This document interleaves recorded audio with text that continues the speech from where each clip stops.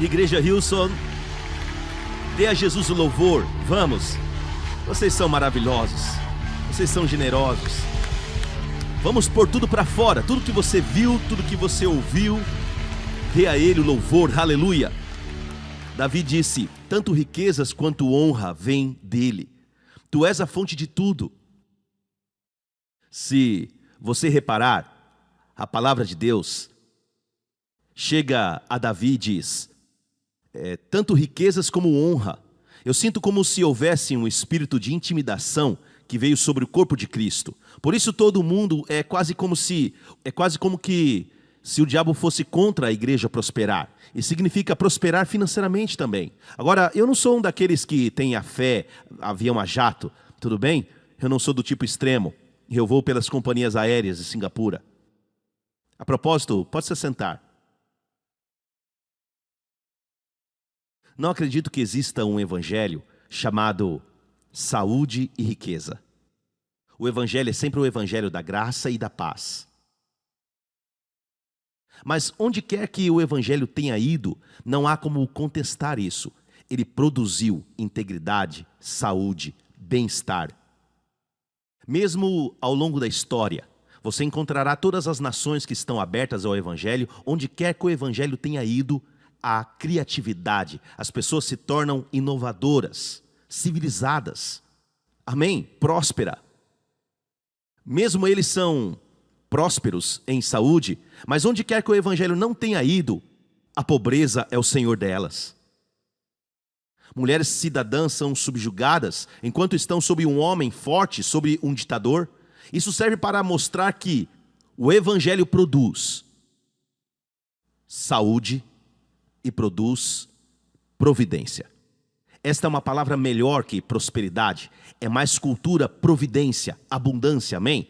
Mas veja só, o próprio Deus disse: eu desejo acima de todas as coisas, João 2, que você prospere e tenha saúde. Bem, pastor Prince, isso é prosperidade espiritual? Não, continuem lendo. Isso é prosperidade espiritual? Então a primeira parte é: Deus quer que você prospere até financeiramente. E eu vou te avisar, você que deu, agora você está pedindo, e você vai ter uma grande colheita vindo na sua direção, porque Deus nunca devolve a quantidade que você semeia. Você pode dizer quantas sementes há em uma maçã, mas você não pode dizer quantas maçãs existem em uma semente. Prepare-se para um transbordar, sem limites, abundância, abundante, bênçãos abundantes, transbordando. Aguarde, louve ao Senhor, aleluia. Você sabe, as pessoas que criticam isso andam por aí hoje. Quando Paulo estava escrevendo, e os escritores do Novo Testamento, a Bíblia, eles diziam: baixe o tom. Mas você vai falar de Jesus em todas as mídias sociais, e se você disser presente para a vontade dele, será dado a você uma boa medida, recalcada, sacudida, para dar mais espaço, recalcada novamente, transbordando vos darão. Em vez disso, dê e você será abençoado. Veja bem, eles não escreveram assim. Essa não é a linguagem das Escrituras. 2 Coríntios 8, verso 9, diz que vocês conhecem a graça de nosso Senhor Jesus Cristo, que, embora Ele fosse rico por amor de vós, Ele se tornou pobre, para que pela sua pobreza enriquecesseis. E rico lá, o contexto está falando sobre dar, finanças. No próximo capítulo ele fala, Deus ama quem dá com alegria. É sobre dar. Dá com alegria. E Jesus se tornou pobre na cruz. E eu não acredito por um momento que lhe deram uma tanga como cortesia. Eles lançaram sorte sobre as roupas daquele que colocou as estrelas no espaço e até as constelações. Só agora podemos compreender as estrelas que estão em nossa galáxia, mas a ciência diz que existem galáxias além de nossas galáxias e que o universo ainda está expandindo a 105 milhas por segundo. Isso é o nosso playground. No futuro, aquele que era rico se tornou pobre consciente na cruz. Por quê? Você, através da pobreza dele, pode ser rico. Veja. Agora, às vezes tem essa hipocrisia do mundo. O mundo ele vai querer, eles não se importam em ter 2, 3 casas, mas você não. Está ouvindo? Eles podem, mas não você. Temos que tomar cuidado para não entrar esse espírito de intimidação. Nós não somos aquela loucura de prosperidade, sabe? Materialismo, nada disso. Prosperidade é uma ferramenta. Sim, nós amamos a Deus e usamos o dinheiro. Eu posso ser bom, amém? Amém? Glorifique a Deus, aleluia. Eu só quero ensinar um pouco essa noite, um pouco de ensino. Eu quero falar um pouco de Hebreus, eu quero ensinar um pouco de Hebreus. Nós vamos falar um pouco de Hebreus, capítulo 5. Eu quero falar sobre esse personagem, essa pessoa na Bíblia que a Bíblia chama um mistério. O próprio Paulo diz, eu tenho muitas coisas para falar dessa pessoa, mas de difícil interpretação, porque vocês se tornaram tardios em ouvir. Hebreus capítulo 5, isso é o que ele diz dessa pessoa, Melquisedeque. Jesus é chamado por Deus como sumo sacerdote de acordo com a ordem de Melquisedeque. Você sabe que hoje Jesus é o nosso sumo sacerdote, segundo a ordem de Melquisedeque. Então, nós estamos em nosso sumo sacerdote. Deus não olha para você para ver o quão bom você é. O seu olhar está no seu sumo sacerdote. Ele julga você, avalia você com base em seu sumo sacerdote. Como ele é, nós estamos neste mundo. Amém? Mesmo no antigo Israel, se as pessoas fossem boas, fossem morais, mas se o sumo sacerdote não fosse, Deus então rejeita toda a nação. Como o sumo sacerdote vai, assim vai a nação. A Bíblia diz que Jesus é o nosso sumo sacerdote, segundo a ordem de Melquisedeque. Quem é este homem, Melquisedeque? A propósito, esse versículo aqui, você é um sacerdote para sempre, segundo a ordem de Melquisedeque. O Salmo 110 é o Antigo Testamento mais usado no Novo Testamento. Só no livro de Hebreus é citado 3 vezes. Então cabe a nós descobrirmos mais sobre esse Melquisedeque. Quem é essa pessoa? Porque nosso Senhor Jesus está nesta ordem. E ele não está segundo a ordem do sacerdócio levítico, que está sob a lei. O sacerdócio levítico, ele te abençoa quando você obedece, também amaldiçoa você quando você desobedece. Mas o sacerdócio de Melquisedeque é nada além de bênçãos, bênçãos e mais bênçãos.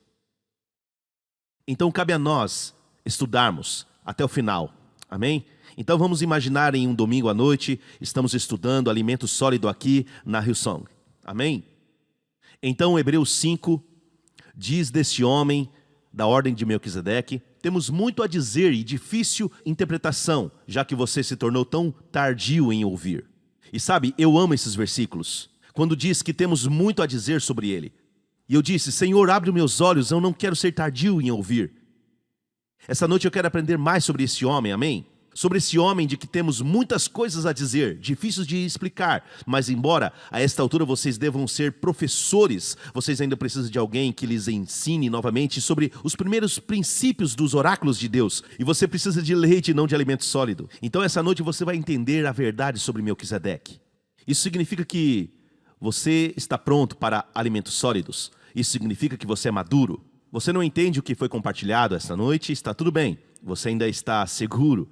Deus ainda te ama, você vai para o céu, amém? E você ainda é justo aos olhos de Deus. Não é crucial que você entenda para a sua salvação, mas as bênçãos que se seguem quando você entende. Amém? Amém? Então ela vem até você, mesmo que a conferência seja para todos, a mensagem desta noite não é para todos. É para aqueles que estão prontos para a comida sólida.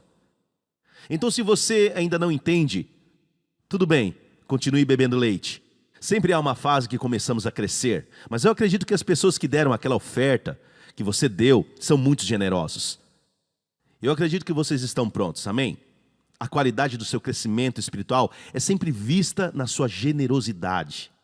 Um coração generoso. Você está caminhando com Deus. Então eu acredito que você está pronto. Amém? Agora, a única vez que temos essa pessoa aparecendo no Antigo Testamento são apenas alguns versos na vida de Abraão. E é logo depois que Abraão ganhou uma vitória sobre 4 inimigos que vieram e você sabe que eles levaram os bens de Sodoma e Gomorra, e tudo isso e mais o lote do sobrinho de Abraão, que foi um monte de problemas.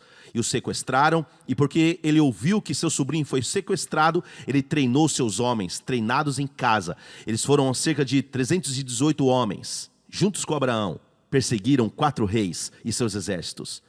E Deus deu-lhes a vitória. Se você olhar para o mapa em que ele estava no momento em que os perseguiu, ele foi até o norte de Israel e depois veio de volta.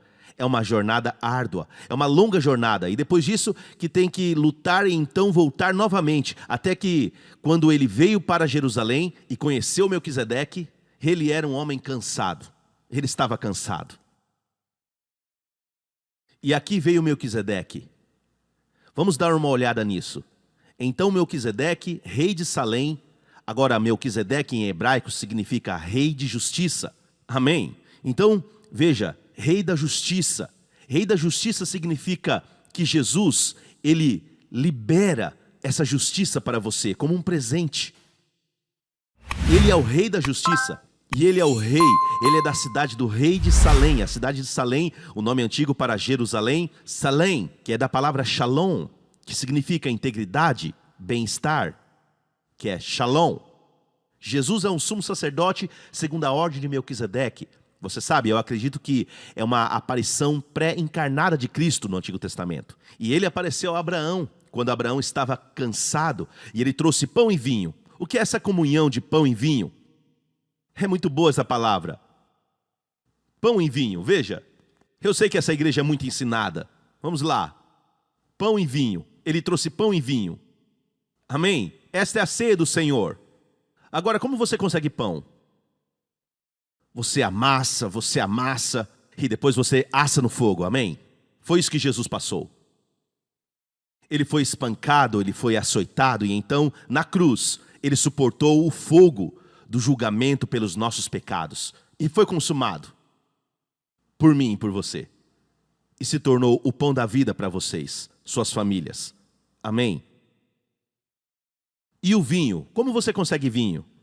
Naqueles dias eles pisavam nele e guardavam num lugar escuro. Jesus passou por tudo isso. Por quê? Ele quer se tornar o vinho em nossas vidas. Ele diz, faça isso em memória de mim, a ceia do Senhor. A igreja, ela deveria fazer isso sempre. A igreja primitiva, elas partiam o pão de casa em casa todos os dias. Eles partiam o pão, e para fazer isso em memória dele. Sabe que no sacerdócio de Melquisedeque, ele trouxe pão e vinho, a ceia do Senhor. E não se esqueça que Abraão estava cansado, ele estava estressado, precisava de recuperação física e restauração. E o Senhor trouxe pão e vinho. Milhares de pessoas em minha igreja, em todos os lugares que recebem esse ensinamento sobre a Santa Ceia do Senhor, estamos recebendo todos os tipos de testemunhos, amém? Você acessa josephprince.com, a maioria dos testemunhos são sobre curas, prosperidade, são pessoas que participam da Ceia do Senhor. Algumas delas quase diariamente. E você sabe que a Bíblia diz, por esse motivo, singular, não muitos, por esse motivo, muitos, no corpo de Cristo, são fracos, doentes e adormecem. Em outras palavras, eles morrem antes do seu tempo. Por qual razão? Uma razão, não discernindo o corpo do Senhor. Em outras palavras, nós juntamos o pão e o vinho e de uma forma ritual, nós lembramos que ele morreu por nós, e levamos isso ritualmente, sem entender o significado, sem fazer uma diferenciação entre o pão e o cálice. A Bíblia diz que se você discernir o corpo do Senhor, ao invés de fraco, você será forte. Ao invés de doente, você vai ser saudável. Em vez de adormecer antes do seu tempo, você vai viver muito. E eu acho, ouça, eu tenho todos os tipos de testemunhos.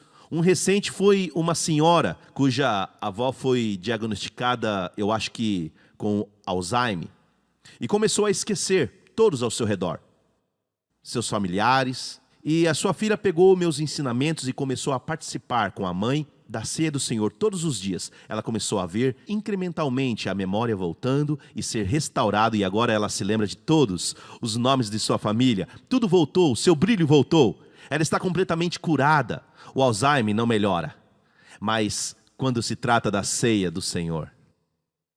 O mais recente, por sinal, meu próximo livro que está agora imprimindo, é Na Ceia do Senhor. Chama-se Coma o Seu Caminho para a Vida e Saúde. Amém?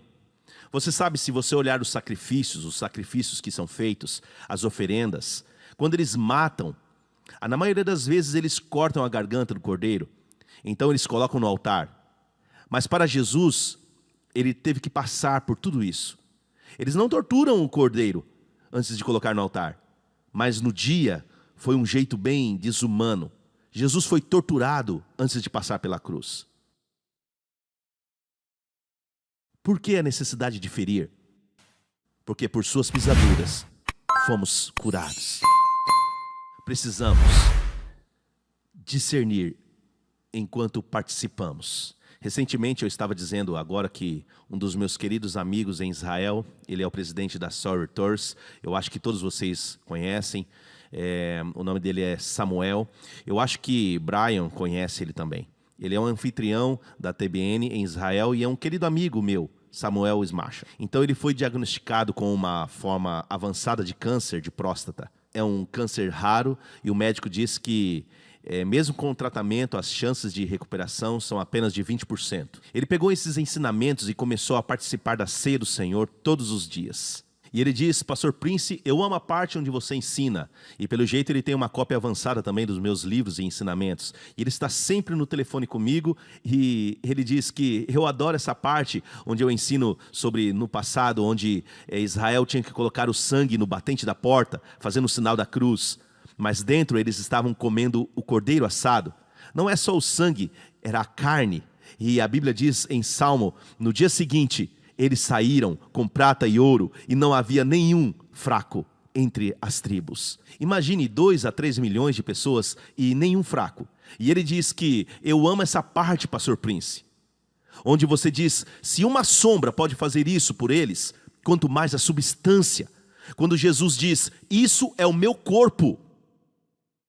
A igreja precisa entender, e se você tem medo, Pastor Prince, e se eu estiver fazendo isso, se eu fazer isso religiosamente, como uma forma de ritual? Não, se você ver Melquisedeque trazendo o pão e o vinho, ele está conhecendo você todos os dias e você o conheceu.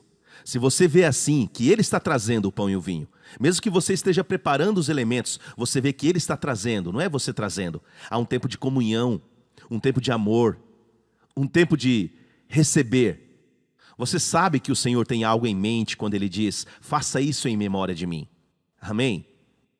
Todas as vezes que você faz, você proclama qual é a morte do Senhor. Até quando devemos fazer? Até que Ele venha. E Ele vem logo. Amém? Eu posso ouvir um glória a Deus da igreja? Aleluia! O sacerdócio de Melquisedeque é assim. A primeira palavra da boca de Melquisedeque é, abençoado seja Abraão. E abençoado seja o Deus Altíssimo, possuidor do céu e da terra.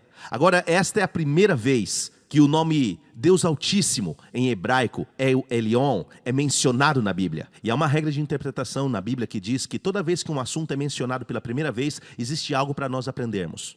El Elion significa que eu possuo o céu e a terra, eu posso entregar qualquer coisa, eu possuo tudo. O Facebook não controla e o Google também não. El Elion. Ele é o possuidor do céu e da terra. Amém? E abençoado seja Abraão. Então a primeira palavra do sacerdócio de Melquisedeque é blessed. Abençoado seja Abraão. Como você dirá? Abençoado seja alcançado. Abençoado seja Maria. Abençoado seja Jéssica, minha filha, que está em algum lugar. Acene aí, Jéssica. Onde ela está? Ela tem 19 anos, Jéssica. Quando ela nasceu, o Brian estava pregando na nossa igreja. E eu nunca consegui ver Brian, porque eu estava no hospital quando ela nasceu. Como o tempo voa. E o que eu estava dizendo é, abençoar o homem e abençoar o Deus Altíssimo, possuidor do céu e da terra. Não há maldição no sacerdócio de Melquisedeque. Mesmo quando você falha, não há maldição, apenas bênçãos. Porque Cristo nos resgatou da maldição da lei, amém? Mas observe uma coisa, eu acredito que essa história está falando sobre os tempos em que vivemos. Veja, Deus colocou na Bíblia, quando Jesus é o sumo sacerdote, depois da ordem de Melquisedeque, quando somos a semente de Abraão, não está sob a lei. Abraão não estava sob a lei, porque a lei ainda não foi dada até 400 anos após esse incidente. O momento em que a ceia do Senhor está sendo usado pela igreja para seu próprio benefício e bênção para lembrar do Senhor. E então somente que outra coisa, Abraão ele respondeu com os dízimos. Veja que Abraão lhe deu o dízimo de tudo. Agora, as leis, os mandamentos do dízimo ainda não foram dados. Isso não está sobre a lei. Isso foi 430 anos antes das leis, incluindo as leis do dízimo serem dadas no Monte Sinai. Ninguém obrigou ou forçou Abraão a dar. Ele deve ter tido uma revelação sobre o sacerdócio de Melquisedeque, que o levou a receber o pão e o vinho. Isso o ajudou a ministrar a ele fisicamente. E então ele respondeu com o dízimo. Qual será a revelação de Abraão? Ninguém colocou uma arma na cabeça dele para ele prosperar.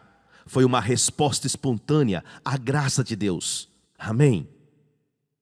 Agora, eu não estou pregando isso tudo para que vocês venham fazer mais ofertas e levantar mais ofertas. Vocês são doadores. Assim como a história de Abraão foi depois de uma grande vitória, que este pão e vinho, eles são mencionados. Então, eu estou pregando isso em um tempo depois de uma grande vitória, que você possa estar sobre esse paradigma do sacerdócio de Melquisedeque, que essa função esteja sobre uma unção, que esteja em sincronia com o seu sumo sacerdote. Amém? Eu não quero ser uma pessoa de sorte, eu quero ser uma pessoa abençoada. Amém? Eu não quero ser um homem pobre, apenas um homem pobre com muito dinheiro. Eu quero ser rico em todos os sentidos. E isso veio por meio de Cristo, amém? Então, a palavra hebraica para dízimo é esta palavra, maser. Você tem o sotaque austríaco? Tente novamente, maser. E maser é taif em hebraico. Está escrito assim, lendo da direita para a esquerda. Men, ain, rash, maser. Então veja bem, a primeira palavra que é men é um substantivo.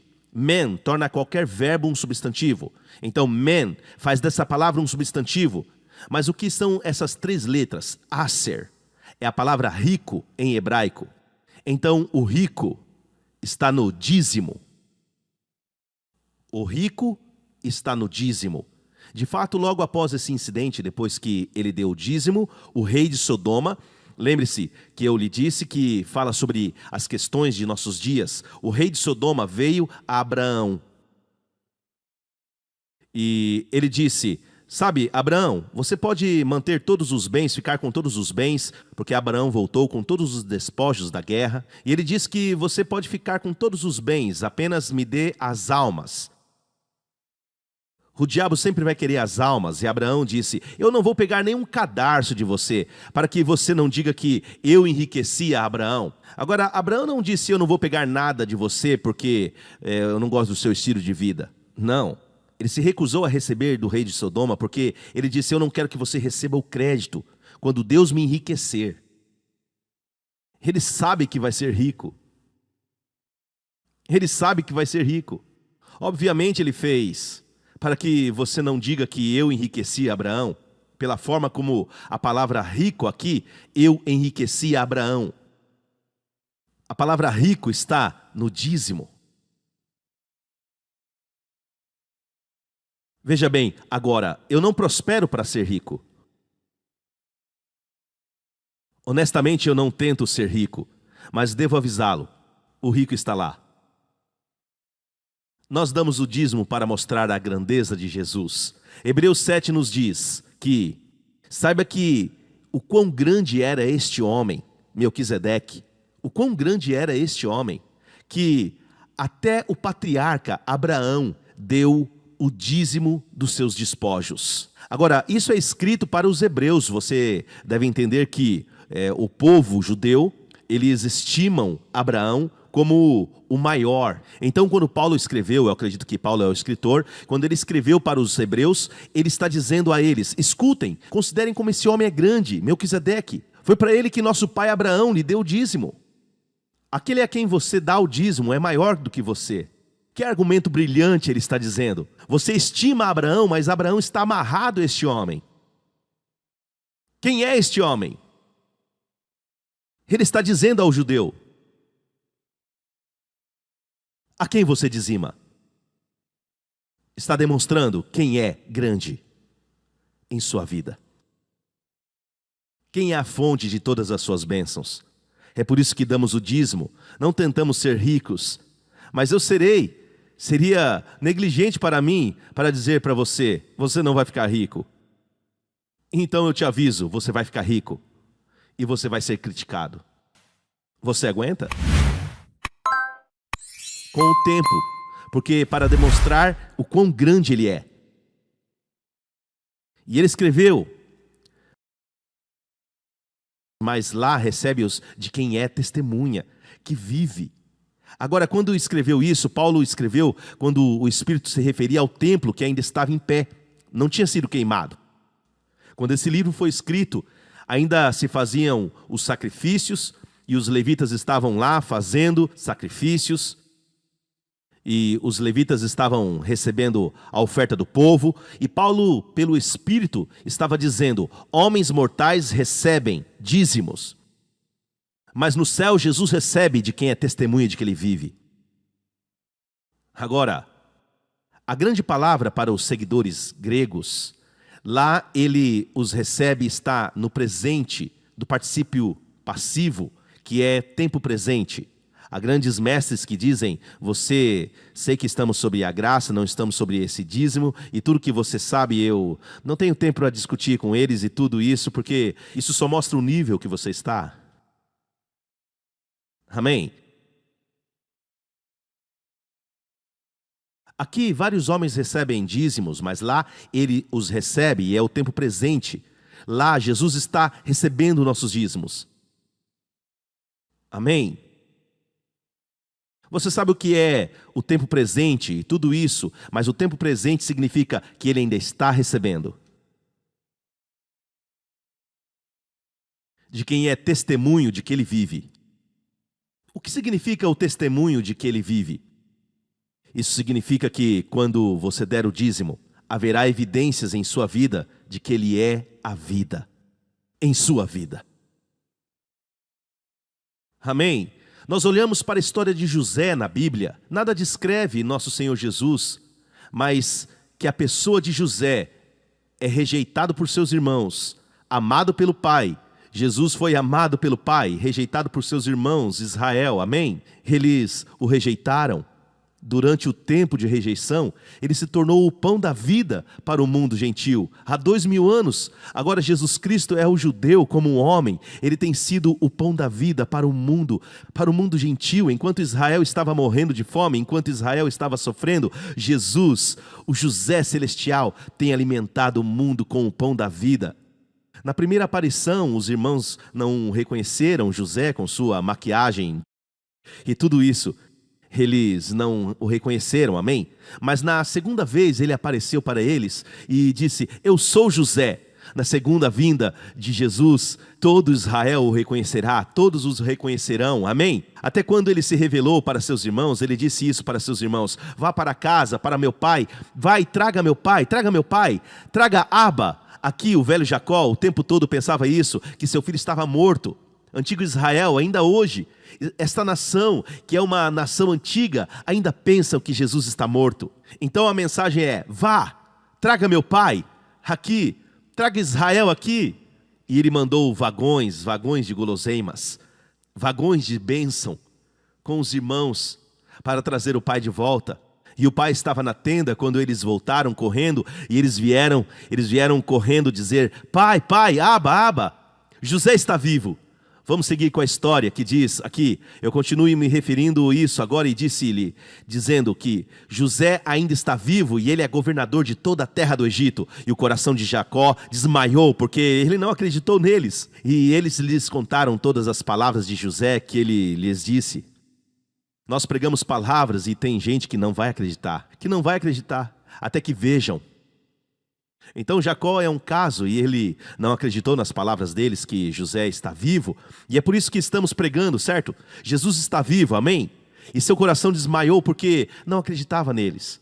E eles lhes contaram todas as palavras que José, e quando viu os vagões que José tinha enviado para levá-lo, quando ele viu os vagões, o espírito de Jacó, seu pai, reviveu. E Israel disse que é suficiente. José, meu filho, está vivo. Quando viu os vagões, ele disse, meu filho ainda está vivo.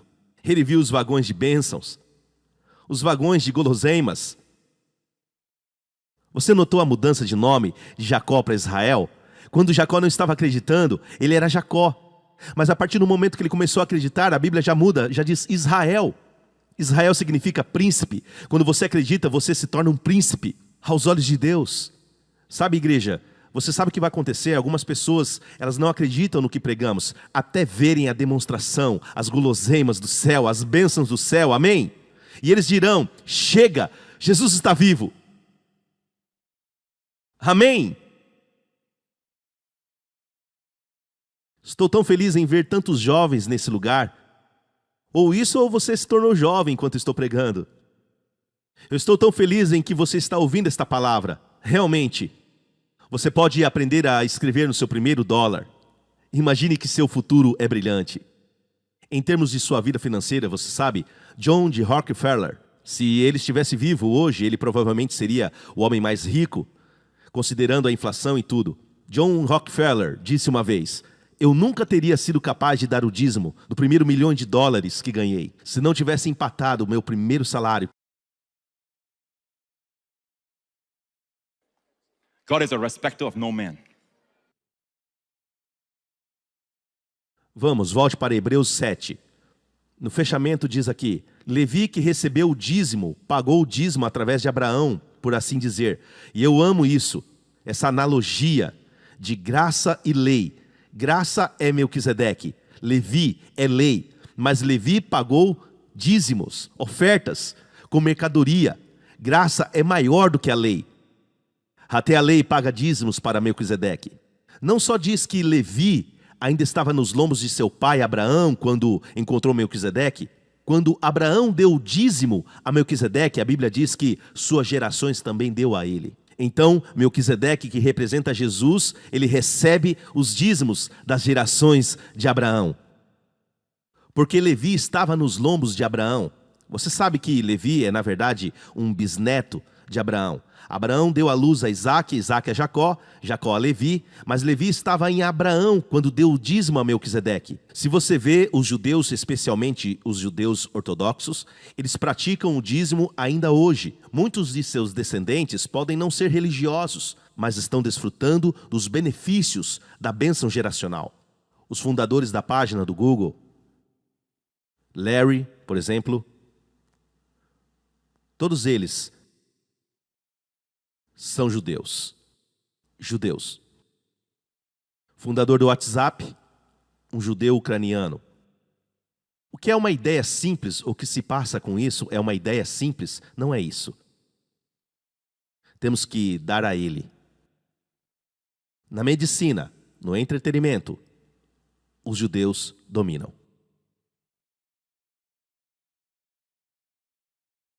Eles fazem apenas cerca de 0,2% da população mundial e eles ganharam mais prêmios Nobel, mais laureados Nobel, mais do que qualquer outro grupo étnico. Eles podem não ser religiosos hoje, a geração atual, mas eles são beneficiados. Levi estava nas entranhas de Abraão, quando Abraão se encontrou com Melquisedeque. Você sabe que está abençoando seus filhos, mesmo quando você está cansado. Está abençoando o filho dos seus filhos e os filhos dos seus filhos. Vamos lá, igreja. Algo sobre a ceia do Senhor e sobre o dízimo, sobre alimento sólido, tem muito a ver com a graça de Deus. Hoje, nós temos algo que o mundo não tem. Nós estamos no mundo, mas nós não podemos nos conformar com o mundo. Nós temos formas e meios de saúde, de exercitarmos e crescermos na fé. Você pode até colocar a sua fé em coisas que caem, mas confie, coloque a sua confiança, a sua fé na redenção. Depositem sua confiança na redenção. Amém? Você sabe que eu como bem. Você pode dizer que eu observo meu exercício o máximo que eu posso. Mas essa não é a minha confiança. Amém? A minha confiança é na redenção e não em outras coisas. A criação caiu e ainda está comendo. Você sabe, toda essa queda dos homens, toda a maldição veio com a queda dos homens, tudo veio por causa do simples ato de comer. Se isso é verdade, você pode comer o seu caminho para fora disso. Não da criação, mas da redenção. Continue a observar a ceia do Senhor, amém? E dê o dízimo, porque você está demonstrando sua grandeza. A ceia do Senhor proclama sua morte. O dízimo proclama que Ele está vivo. Dai-lhe louvor, igreja. Aleluia! Come on, stand up. Give praise to your Melchizedek.